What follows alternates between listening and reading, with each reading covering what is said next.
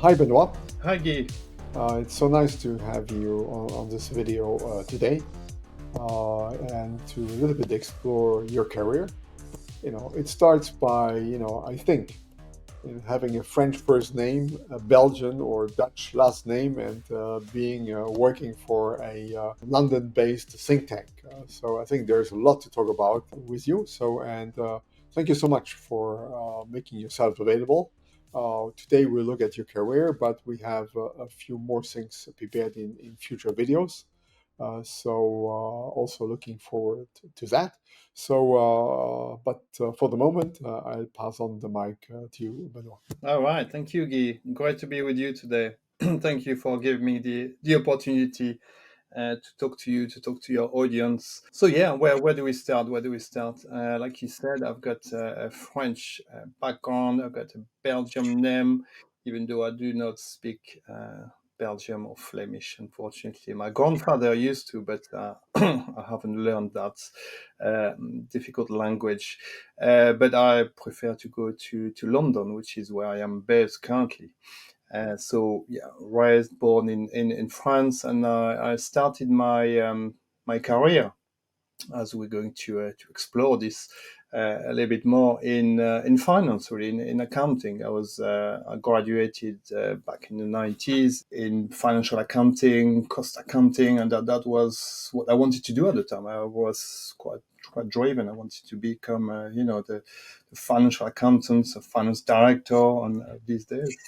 And I started doing that for the first 2 to 3 years of my career with love and hate moments, really. So quickly, I realized that wasn't so much what I enjoyed the most. I had remember good memories or vague memories of large spreadsheets and lots of numbers flying around in emails already, and yeah, I didn't enjoy so much the financial aspects, the fact that you have to handle all these figures. So I was very quickly more and more interested in the systems part, the IT part, and that's also something I was interested when I was doing my studies. So at the year 2000 came along, there was a big boom in all these technology, new companies. So it was a good opportunity to move from one industry to another. Yeah, so some from like finance, working for a big company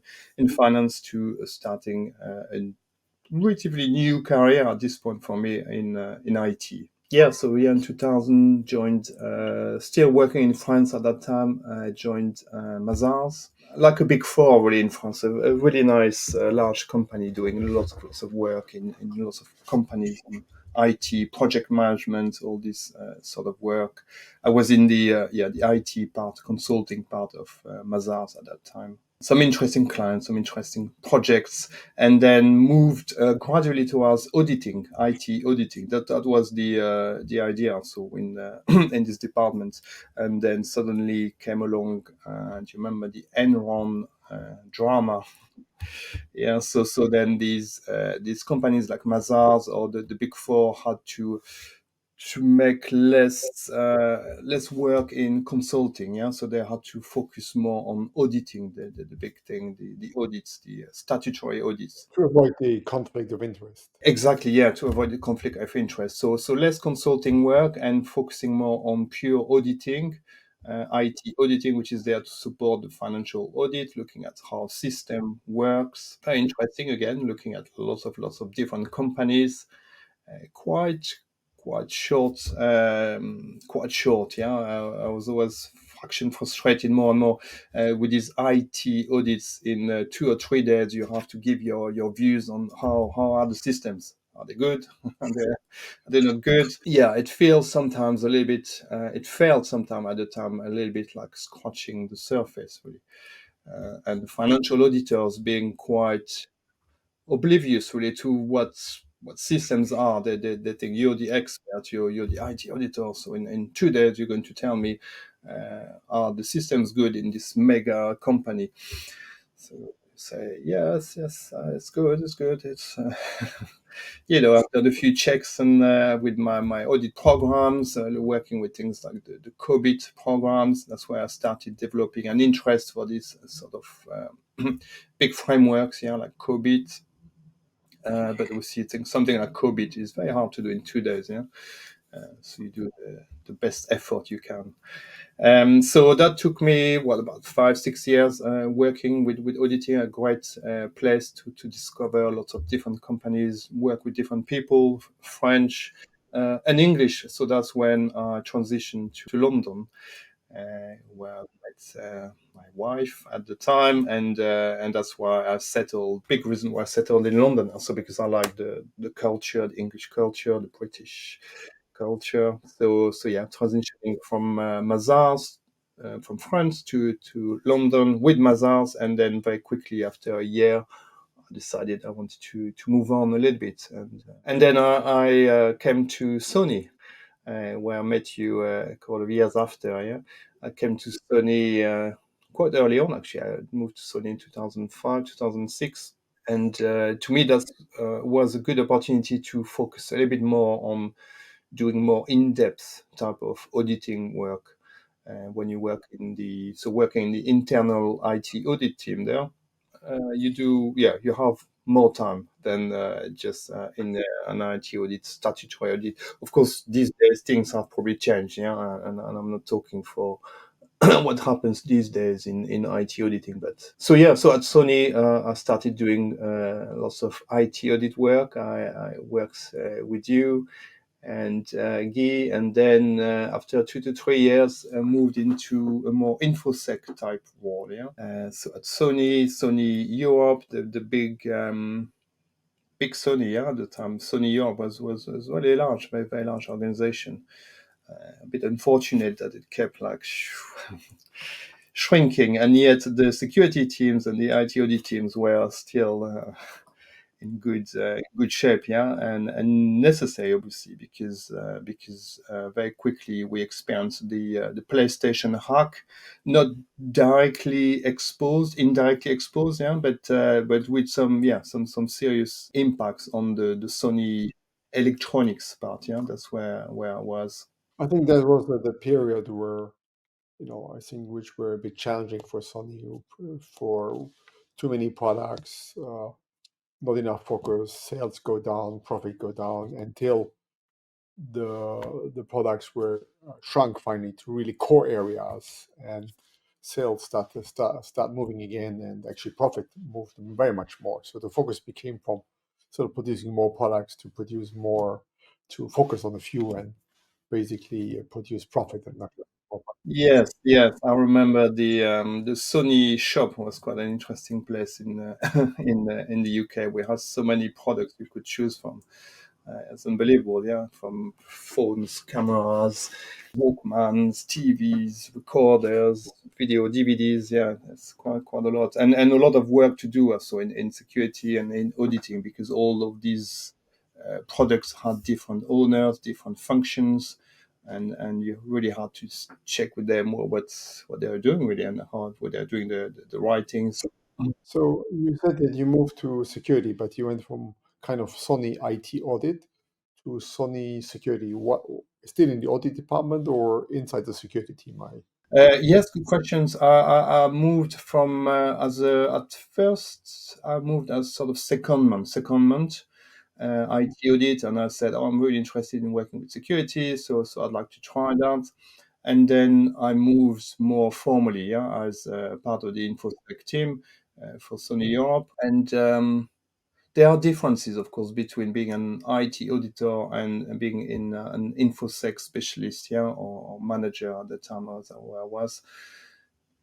IT audit is not purely security. IT audit is still focusing on supporting the financial audit, even as an internal auditor. So you want to give assurance to the financial auditors that their systems are secure, but it's the integrity part of it that you're checking. I remember doing lots of duplicate payment checks, that sort of thing. Whereas in security, you go more in depth. You go into the network, especially even more at the time, yeah, the infrastructure part, and then the software, application security, all these things. And also you're exposed to live events, yeah, like the PlayStation hack, which impacted quite a lot on Sony Electronics.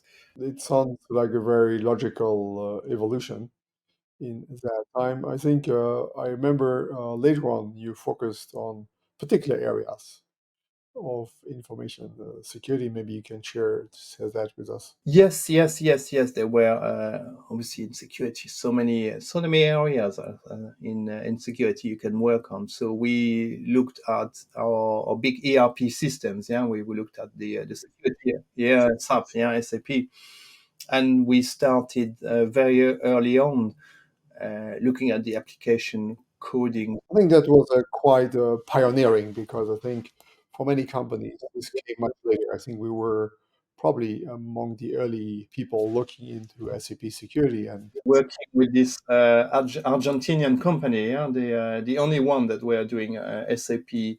thanks to you, Obnoxious, for that. And I think that there was also very few companies even specialized in that area. But on the other hand, at that time, I think SAP as a company was not focused on security. That's why the findings were rather shocking at that time. And even though part of the people were worried about protecting databases and to avoid email getting, getting visible or breaches happening, well, it was not so difficult to take over an SAP system, and then finally you make payments and you ship pallets. So the impact of an ERP slash SAP breach was significantly higher than just having email a breach. Of course, that's not good from a privacy point of view, but here was there was an immediate impact, a big scale possibly. The very interesting part for me was that coming from the audit world, sub SAP security was really about access, yeah, access control, segregation of duties only. So trying to explain to the audience, not just the audience, the CIO at the time, that sub security is more than just about access control. The coding, the weaknesses you find in the code that could be exploited, that was challenging. Yeah, that was very challenging. I remember we came with some figures saying, well, you got so many open vulnerabilities really, yeah, at the time, lots of open vulnerabilities, and everyone was questioning us, saying, well, what could happen? We're inside our network and should be fine. We've got big SAP systems. So yeah, there was a big education aspect to it. Yeah, and like I said, we were quite early on, and of course things these days have moved on. I mean, a lot of patching, yeah, activities to follow on. Yeah, I think the first thing SAP as a company did is to actually institutionalize also reviews and patching and so on.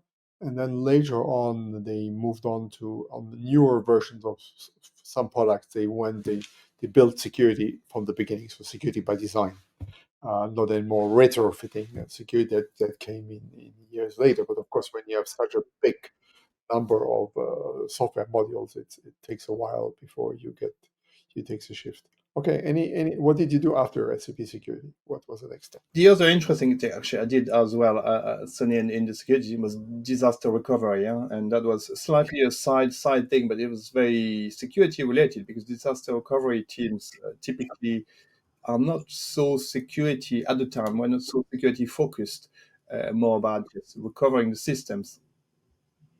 But again, a very interesting piece of work. So quite a wide range of activities, but very tail-based. So moving from Sony to Sony Mobile, which at Sony Mobile for me was really the cloud. So maybe for people who listen to this, so there was on the one side Sony Electronics where you started working, and Sony Mobile took care of mobile phones and anything related to a separate company because that resulted of the merger with Ericsson at that time. So it was a separate company headquartered in Sweden actually, and with of course multiple European branches. So what did you do at Sony Mobile then? Yes, and interestingly, Sony Mobile had a very different work culture, very different, I mean, different, quite different, but a very strong influence from the Swedish kind of office that had merged with the part of Sony. So So yeah, Sony Mobile, the big item we were been working on a lot was cloud. So suddenly I could see all these new projects coming along with AWS, and we didn't really know at the time what AWS 2016, 17 kind of new, but it was still relatively new, especially for large companies like this, quite used to having their own system, building their own in-house systems. But Sony Mobile was very active, yeah, in building apps for the mobile phone, for the ecosystems of applications in these AWS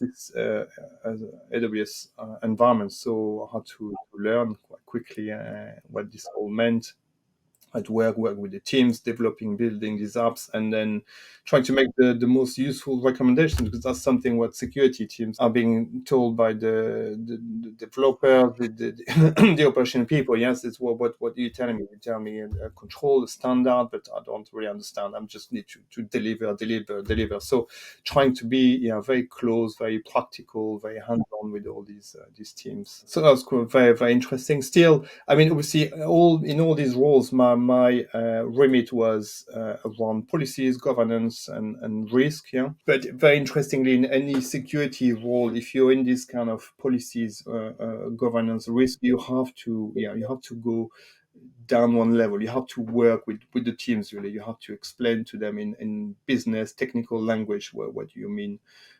You can't just flag your your policy and say your firewall should be secure, because that's such an obvious thing to say, and it doesn't mean anything. So what do you mean? Well, what does it lead to in practice? So interesting again, very lots of work. So what was next for you after Sony Mobile? So in parallel at Sony Mobile, I started a part-time master's, MSc.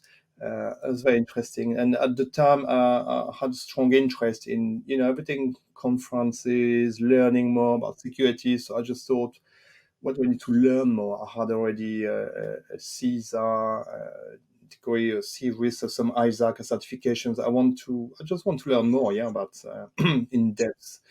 So I did this part-time MSc, master in information risk here in London City University, and that made me enjoy even more the role of what I am currently, an analyst. Yeah, being an analyst, which is very close to being a researcher in, again, policies, governance, risk, all these kind of topics. So working at the ASF now. So I did my master, still working at Sony, and that really triggered my willingness to work in a more research type or based organizations like the ISF, where I am currently. Maybe you have to explain. Some people may not know ISF, and it's quite interesting, quite unique, and quite interesting as an institution or as a company. It is, yes. The Information Security Forum. It's actually quite an old in the world of technology and security organizations. And it's 30 plus years old. It's been built at the back of some experts who wanted to share the knowledge, yeah, between different organizations. And it's called that the benchmark. And we still call it the benchmark. So you can benchmark your security with your peers, with your other organizations on an anonymized basis. Yeah, and that was the start of the SF. And these days, the SF is still we call a non-for-profit, not for profit. So all our clients are called members. But we work with a very rich, diverse base of clients or members. Yeah, we have 400-500 organizations that are. Can we call ISF a think tank? Would that be probably? Uh, so it's basically, while we're all commercial in any ways, all the companies you worked for before, and we have a commercial purpose. Here, it's essentially doing research and spreading the knowledge to the members, as you call them. Exactly, yeah. To give an example, currently my big piece of work is updating our own international standards on information security. So we have an equivalent of say an ISO 271, 272, combined with the risk part, the controls part, and that is very used by our membership. It's close to the members. Yeah, it's you are part of the group.